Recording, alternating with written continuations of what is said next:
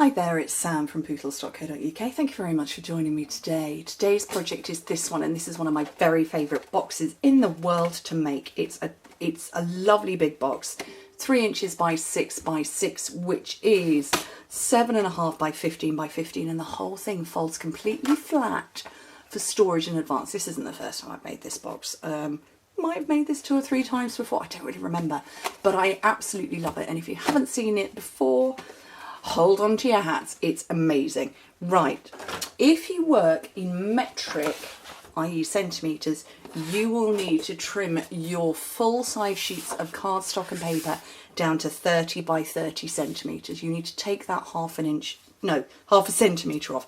If you work in 12 by 12, or rather if you work in imperial, leave it as it is. It's 12 by 12. Okay, so we're going to do exactly the same on both pieces. And I'm going to make life easy. I'm going to start with the Mossy Meadow first, because that's going to be too busy to see. Really, really easy technique when I can find my stylus. So on each of the 4 sides, we're going to do the same action. Let me move that so you can see it. Score it at 3 inches and mark it at 6. So that's scoring it at 7.5 inches, sorry, 7.5 centimetres, marking it at 15, and rotate and do exactly the same. So 3 inches, mark it at 6, scoring at 7.5 centimetres, marking at 15. And you do that on all 4 sides. Okay, so that's what we're going to do on that one, and exactly the same on this one, which I'm really not going to be able to see, am I? Oh, it's going to be fun. Or rather, I can see it now. I'm just not going to be able to see it when I have to come in and put a couple of extra score lines in.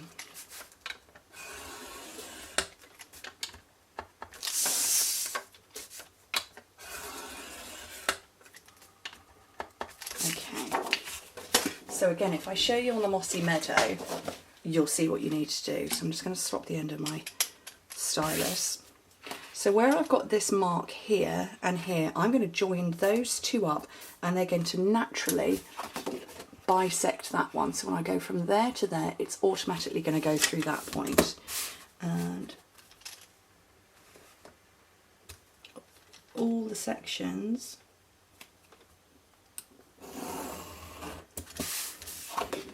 So there we go. Actually, that's the bit we need to make for one closure, but you know, we might as well just make life simpler and do 4 score lines per base and lid rather than 8.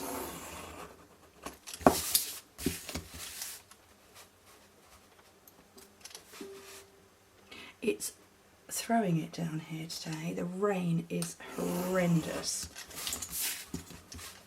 and it's really dull, so I've had to put my spotlights on. Not a bad thing, because you can see everything. So you can see I've bisected all the way round.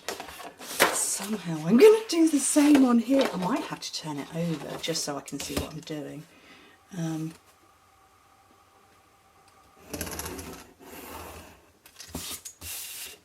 But you're repeating exactly the same on the base and the lid.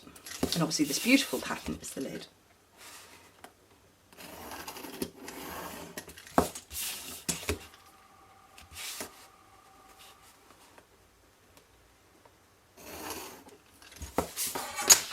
So exactly the same there. So I'm going to pop that out of the way. And what you need to do now is burnish the straight lines, not those additional ones I've done with my ruler. Just these straight lines at this point. So this is what I can see. What I need to do is I need to cut there and I need to cut across. But you're going to see, it's probably easier if I draw it. So I'm going to cut down here. Okay, if I cut at that point straight across, that triangle is going to be an exact fit for there, and there might be buckling. So actually I'm going to cut so that the triangle I'm left with is a little bit shorter. And I've just realised that's going to be visible. Oh well, it's okay, it's on the inside. So cut straight down, but don't go from corner to corner, come in a bit.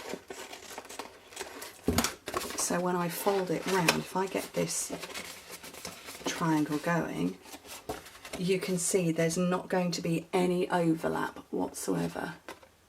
Because if I'd gone exactly on the corner, it wouldn't fold round properly. But you just keep rotating round and doing exactly the same. And like I say, as long as you're cutting more than a triangle away, then you'll be good to go.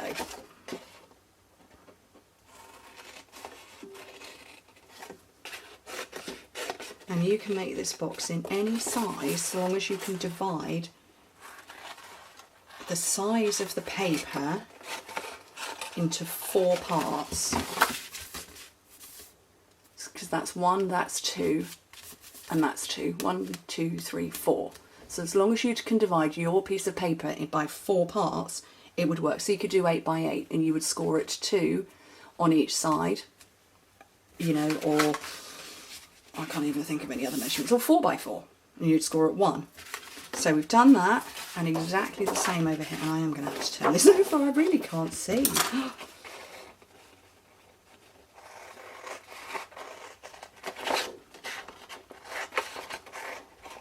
Mind you, I'm not sure that cutting stripes is any easier.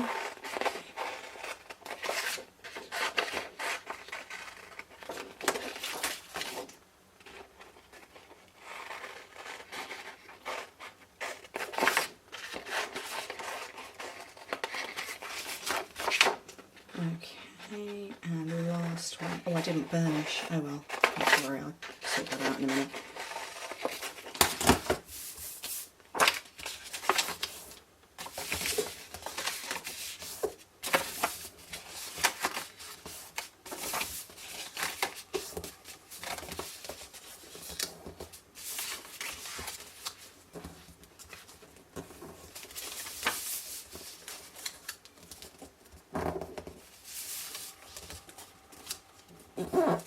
Okay, so let me pop that out to one side. And what I'm going to do now is I'm going to put adhesive on all these parts.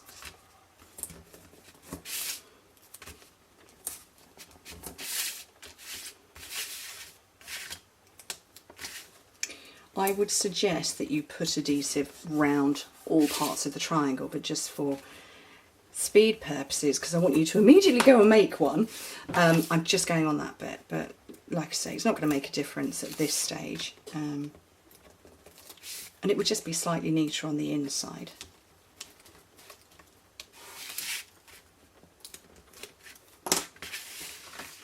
Okay, so that's going to come round, and that one. Good job this is on the inside. It's the base of the box.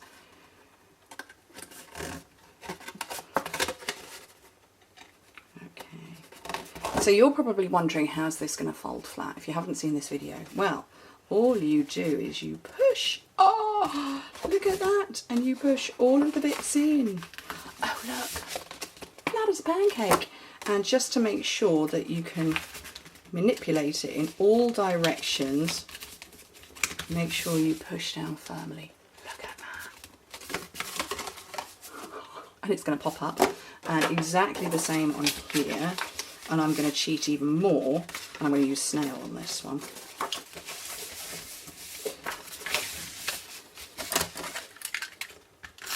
Actually, paper to paper. Snail on paper to paper is no problem.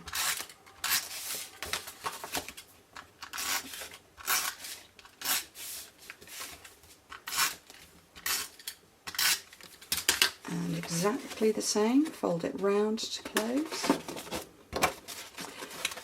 And if you've watched any videos, you will know that if you make a lid for the box that is exactly the same size measurements as the base, it won't fit. So let's just push that in as well.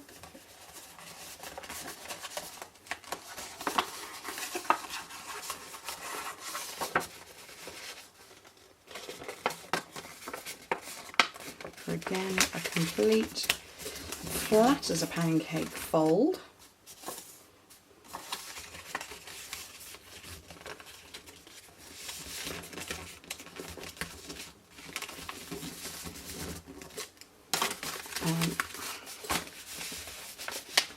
that's what you get from that. How cool.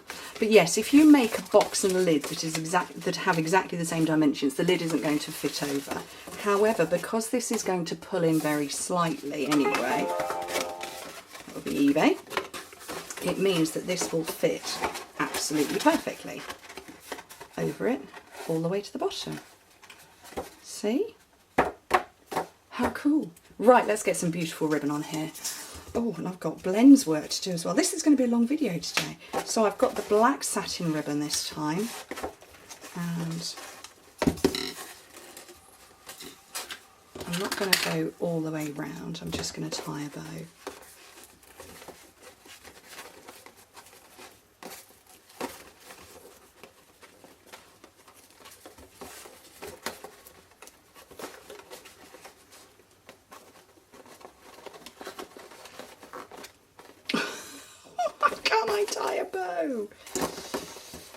Why can't I tie a bow with equal tails? It's probably a bit more of an accurate question. There we go. So that's on there. Right. Oh, goodness me. Good morning, Magnolia. How are you today? Magnolia is lovely. This one, we're going to do the big one. Has everybody got a cup of tea? Or maybe a coffee? Okay. Beautiful big old stamp. And this is my memento because I'm going to use blends. And I do a twist technique to make sure it's inked, and then I tap.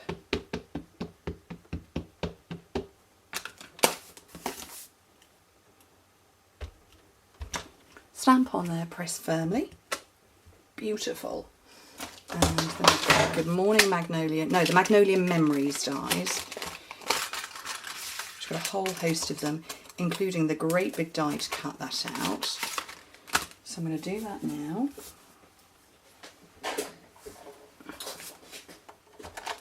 So I've got magnetic plate, cutting plate, die, no, image, die.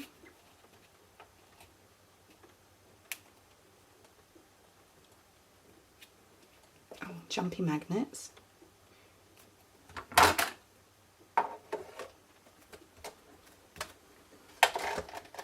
I'm going to send that through.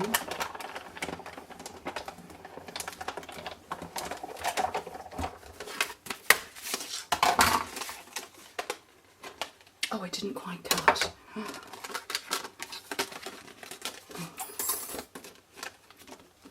Okay, I'm going to let you into a little trick now. You can feel it. It will fit back into place and you'll be able to feel.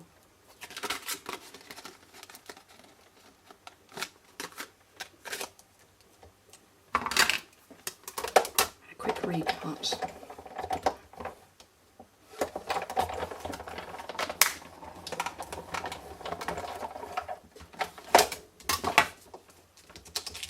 There we go, that's now cut out. Okay, so let's do some blends colouring. So I've got my two petal pinks, light and dark. Let me zoom in for you. And the way I like to do it is I scribble my light over a chunk of it, not all of it, but a chunk of it. Come in with my dark and starting at the centre of each petal, work out and then go over it again with the light. And then come round and do some of the other petals.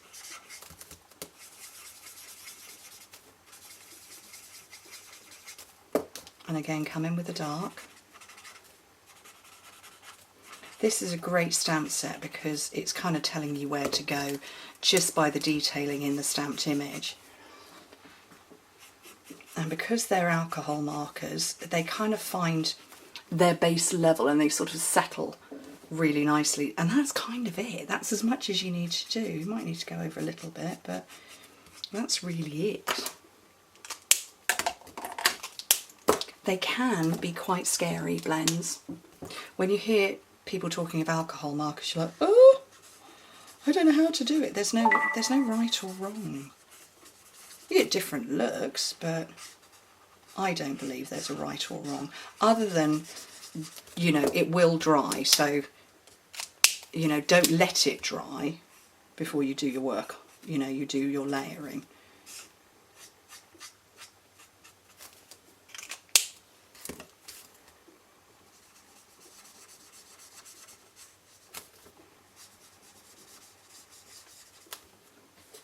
And it will settle, and you can see this pink is beginning to spread out and get the depth of colour.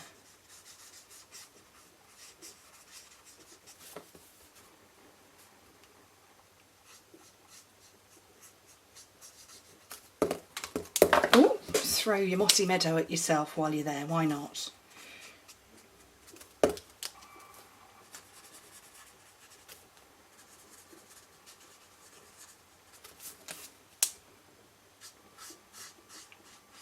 This is quite a big leaf to do. In fact, it's a very big leaf to do.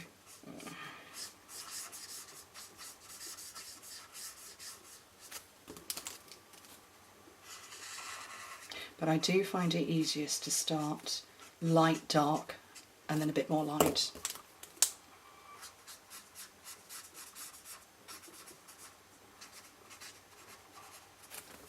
And like I say, that colour is going to find its lowest level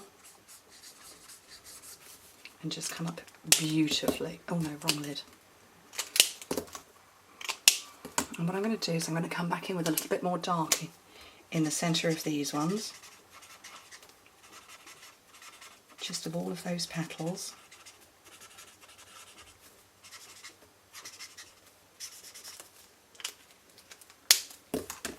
Come back over with the light, but not the full petal, just bits of it.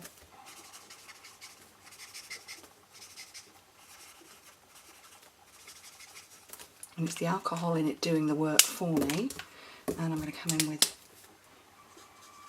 my light soft suede there, and the dark. And I want my wink of Stella, and I'm going to, I'm sort of patting it on. I want the centre of that to be all glittery. You see the glitter? Isn't that lovely? Oh, fingers crossed now I can zoom out. Oh,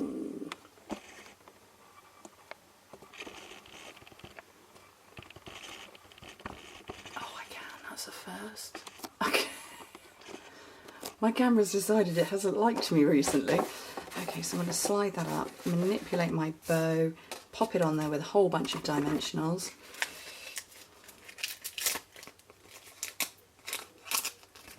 I'm going to have 1, 2, 3, 4, 5, and another one.